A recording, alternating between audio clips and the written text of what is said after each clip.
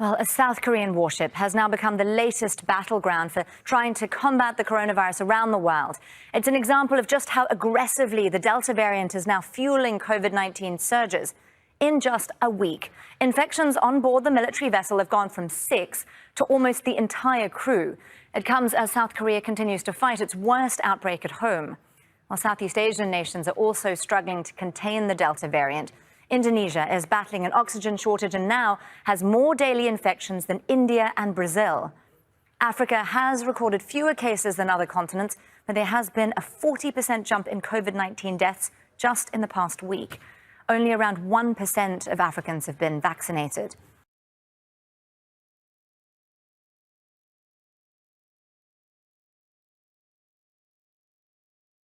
This edition in Jerusalem, where brief clashes were reported between Israeli police and Palestinians at the Al-Aqsa Mosque on Sunday. No serious injuries were reported, and Israeli Prime Minister Naftali Bennett ordered the police to continue allowing Jews to ascend Temple Mount on the first day of Tisha B'Av. No further incidents were reported during the Jewish visits, which lasted until Sunday afternoon.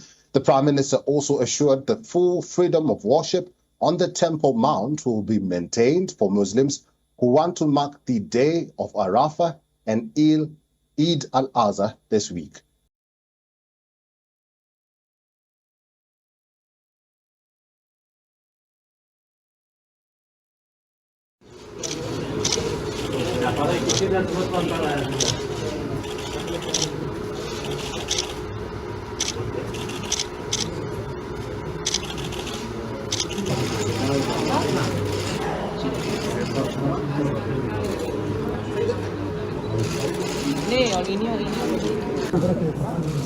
Yang di situ ya. Fleksibel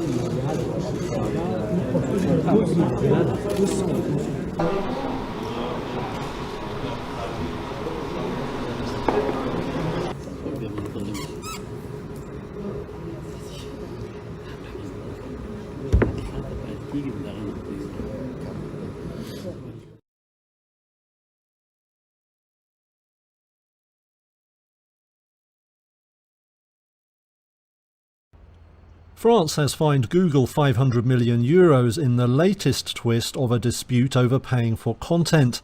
That is about $593 million. Officials say the search giant failed to comply with the regulator's orders on how to hold talks with French news publishers. Companies including news agency AFP have accused Google of failing to conduct negotiations in good faith. The talks were supposed to find common ground on how to pay for news stories online. Google said it was very disappointed with the ruling, but would comply. A spokesperson said the firm had always acted in good faith, and the penalty ignored the reality of how news works on its platforms. Google now has 2 months to come up with proposals on how to pay news publishers. If it fails to do that, it will face fines of up to €900,000 per day.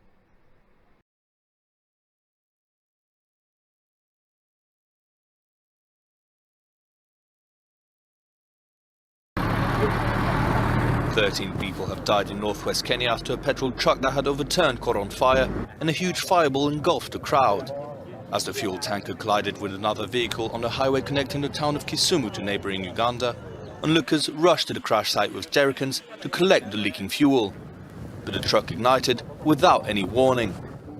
Over 20 survivors received treatment in this nearby hospital. Police said on Sunday the death toll could still rise, with investigators trying to account for those missing.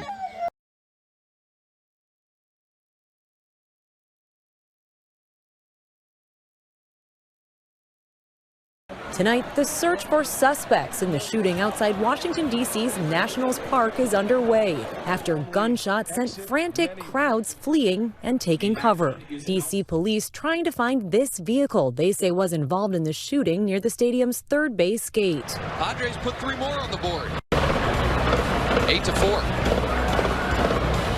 In the middle of the 6th inning Saturday night, rapid gunfire echoing across the stadium, halting the Nationals-Padres game. Police say 3 people were injured in the shooting. 2 are being questioned. A third was a bystander attending the game. She was caught in the gunfire and is expected to recover.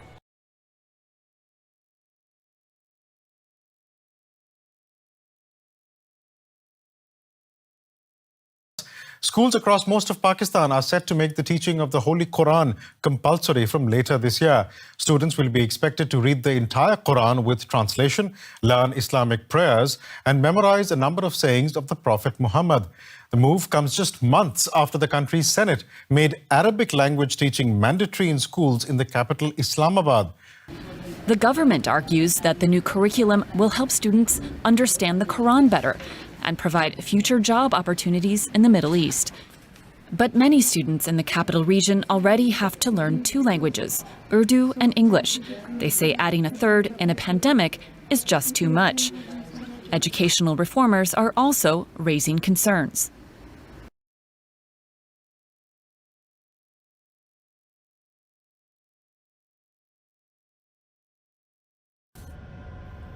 Uncontrollable blazes have consumed thousands of kilometers of Siberian forests.